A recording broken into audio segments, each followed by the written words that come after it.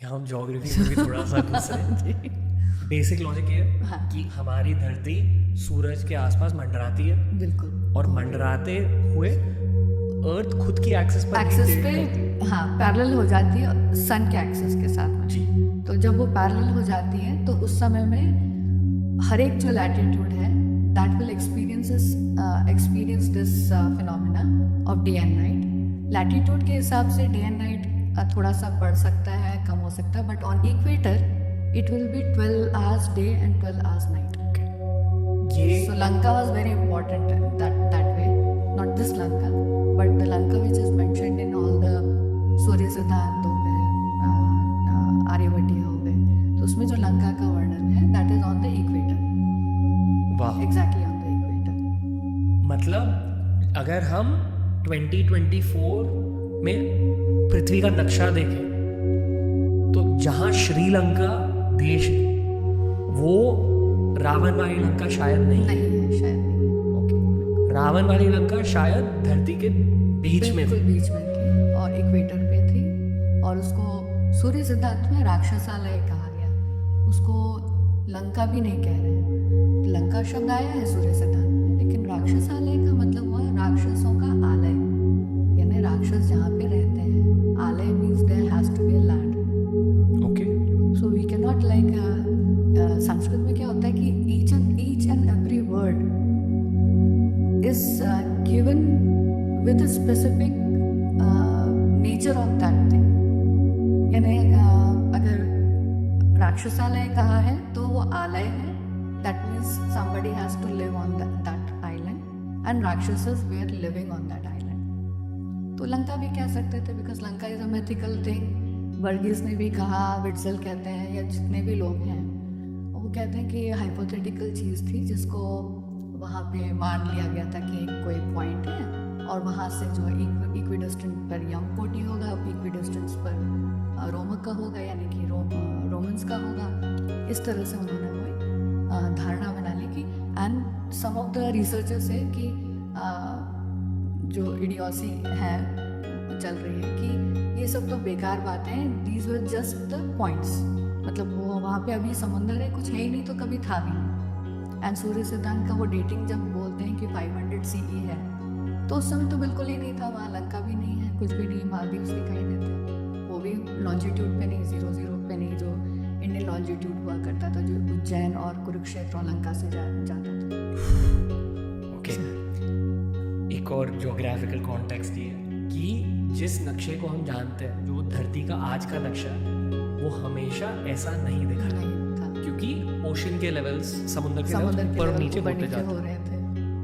तो शायद उस वक्त रामायण के वक्त ओशन के लेवल्स बहुत नीचे थे, बिल्कुल, और उस वजह से पूरे धरती का लैंड मास ज़्यादा दिख रहा था। बेसिकली लोग ये नहीं जानते कि जिस धरती पर हम हमारे पैर रखते हैं वो बेसिकली पृथ्वी के पहाड़ हैं, माउंटेन्स, यानी कि सी लेवल से निकल के माउंटेन्स आ रहे हैं और सी लेवल भर चुके हैं।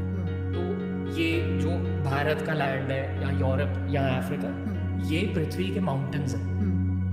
और अगर सी लेवल एकदम कम हो जाए तो पूरे पृथ्वी का लैंड मास ज़्यादा हो जाएगा। ज़्यादा हो जाएगा। ओके, उसी पर्सपेक्टिव से आप कह रहे हो कि जिस लंका की बातें रामायण में होती है, उस लंका का नक्शा बिल्कुल अलग था। बिल्कुल अलग। जिस तरह से द्वारका कहते हैं कि द्वारका डूब बेट द्वारका भी है जो कि डूबी हुई है। आई हैड बीन देयर, तो मुझे मालूम है कि कौन सा वाला जो पोर्शन है वो, एंड मूल द्वारका भी था। मूल द्वारका वाज नियर प्रभास पाटन। बहुत इंटरेस्टिंग, आपको एक और फैक्ट बताती हूँ। नीलेश जी ने तो इतना सारा रिसर्च किया महाभारत के ऊपर। In that research I added only one thing for the Mahabharata dating. Kurukshetra में जब हस्तिनापुर से एक श्लोक आया है कि सब बाहर निकलते हैं अगस्त्य को ढूंढने के लिए। So my basic research is on Agastya, second research is on Rigveda, the first research is Agastya, and because of that I have given a long time line कि इंडियन एंटिक्विटी को हम कैसे मेजर कर सकते हैं with the help of Agastya. तो उसमें ये आया है कि सारे निकलते हैं राजा किसको ढूंढने के लिए, अगस्त्य को ढूंढने के लिए। सो सपोजिंगली कुरुक्षेत्र से अगर अगस्त्य दिखाई दे रहा होता तो 4000 BC में भी दिख रहा था। वहाँ से जब निकले हैं और कहाँ पहुँचे, प्रभास पाटन पहुँचे। प्रभास पाटन में यानी कि आपके सोमनाथ है अभी, सोमनाथ का जो टेम्पल है वहाँ से अगस्त्य दिखाई दे रहे हैं। ये उल्लेख महाभारत में है। तो दैट मीन्स कि it was actually happening during 5561 BC। Okay, Mahabharata की dating exactly, and even Agastya endorses that, मतलब कि वो उसी समय में हो रही थी। ओके, अभी ये बेसिक्स के लेसन्स खत्म हो गए, अभी वो 2,20,000 ईयर्स के पास जाता है। आपने उस टाइम पीरियड के बारे में क्या क्या जाना है? There is a very unique timeline which has been created by Pracham on my very complicated timeline जो मेरा 2,20,000 ईयर का था। तो उसके बेसिस पे मैंने वहाँ उस पूरे टाइमलाइन में with the help of Agastya and Agastya coming in all the text including Rigveda, I decided the timeline. That is a referential point actually कि कहाँ कब कब कब कब ये हुआ होगा। So first thing comes in Rigveda itself, the birth of Vasishtha and Agastya. तो वो उनका जो जन्म है वशिष्ठ और अगस्त्य का, वो ऋग्वेद में ही हमें देखने को मिल जाता है। And that memory is very old. उनके जन्म से पहले क्या हो रहा था भारत में? Since this is the oldest memory they are carrying, उसके पहले क्या हो रहा था ये तो मैं उतना अच्छे से नहीं बता पाऊंगी, लेकिन ये जो एक मेमोरी है ये सबसे ओल्डेस्ट उसमें है। And with the help of this I found कि जितने भी मंडला हैं आपके पूरे 10 मंडलास में आप स्वधीति शब्द पा जाएंगे। यानी कि स्वधीति का मतलब है कि जो एक्स है, यानी कि जो फरसा बोलते हैं, वो आपने हाथ में धारण किया हुआ है। स्वधीति मतलब हाथ से पकड़ा हुआ। It can not be else then stone axe ना, जो स्टोन एज के लोग जो हैंड एक्स, आज भी उसका हैंड एक्स ही कहा जाता है, उसको संस्कृत में स्वधीति कहते हैं। तो वो चीज़ जो है वो 10 मंडल में यूज़ हो रही है। एंड 10 मंडल में यानी कि Rigveda is made of 10 मंडलस, 1 2 3 4 till 10। तो हर एक मंडला का एक डिफरेंट कैरेक्टरिस्टिक है। लाइक फॉर एग्जाम्पल 6th मंडला अगर आप ले लें तो there you will find that there has a शतहिमा इफेक्ट। दैट मीन्स कि अगर ह्यूमन बीइंग 100 ईयर्स जीता है और वो भी कोल्ड सीजन जी लेता है, तो दैट मीन्स ही इज सुवीरा, यानी he is the bravest, so a brave heart kind of a man. वैसे ही हम एक आशीर्वचन कहते हैं कि जीवेम शरदः शतम। आपने कई बार सुना होगा कि आशीर्वाद देते समय ये कहा जाता है जीवेत शरदः शतम, जीवेम शरदः शतम, यानी मैं भी 100 साल जीऊँ, आप भी 100 साल जिए, तो शरद कहा जाता है। तो this is the time when Holocene was happening, कि इतना ज़्यादा पानी गिरता था कि वो पानी को अगर आपने सरवाइव कर लिया, that means you are a great brave heart human being.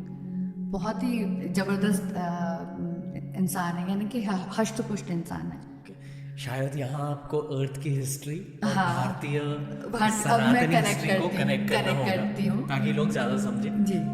मैं इस कॉन्वर्सेशन को समझ रहा हूँ हमारे नीलेश ओक सर की कॉन्वर्सेशन की वजह से। जी। पर बहुत सारे लोग पहली बार चीज़ों के बारे में सुन रहे हैं, तो हम टाइमलाइन पुल अप करते हैं। हाँ। और फिर आप स्टेप बाय स्टेप समझाइए कि पृथ्वी पर क्या हो रहा था और भारत में क्या हो रहा था। ओके, पृथ्वी एंड भारत हर जगह सेम ही चीज़ हो रही थी जी। बट इंटरेस्टिंग थिंग ये है कि पृथ्वी पे जितने लोग जहाँ जहाँ पे भी थे, वो जो मेमोरीज कैरी कर रहे थे, तो इंडियंस ने उसको बहुत प्रॉपरली कैरी किया। यानी इंडियन पेनिनसुला में आई शुड से कि नॉर्थ वेस्ट फ्रंटियर तक, जहाँ तक हम अपने आप को महफूज रख सकें, हम अपने आप को आइसोलेटेड रख सकें, तो हमने मेमोरीज भी बहुत आइसोलेटेड रखी, यानी कि सुवास्तु तक लिमिटेड रखी। उसके आगे हमने रसा शब्द भी आया, तो वो भी हम जानते थे। यानी ओवरऑल हम ज्योग्राफी जानते थे पूरे वर्ल्ड की, जो कि रामायण में भी आया ना। आपने जो नीलेश ओक जी के साथ में जो डिस्कशन किया, तो आपने सारा पाया कि बहुत सारे ज्योग्राफिकल पॉइंट्स थे जो सुग्रीवा को मालूम थे। तो सुग्रीवा को ऑन द स्पॉट तो नहीं मालूम पड़े थे, क्योंकि वो भी उनको उनके प्रीडिसीसर्स दे रहे थे और वो नॉलेज उन तक था, वो मालूम था। तो इंडिया में जो हो रहा था वो पूरे वर्ल्ड में भी स्वानियन कल्चर जो है, एशुलियन कल्चर जो है, यानी हैंड एक्स का जो मैं बता रही हूँ, स्वधिति कल्चर जो है वो पूरे वर्ल्ड में था। फॉर 8 लाख ईयर्स एगो भी हमें वो स्टोन टूल्स मिल जाते हैं, माइक्रोलिथ्स भी मिल जाते हैं और मैक्रो वाले भी मिल जाते हैं। वो क्या होता है? आपको स्टोन टूल्स के बारे में समझना पड़ेगा।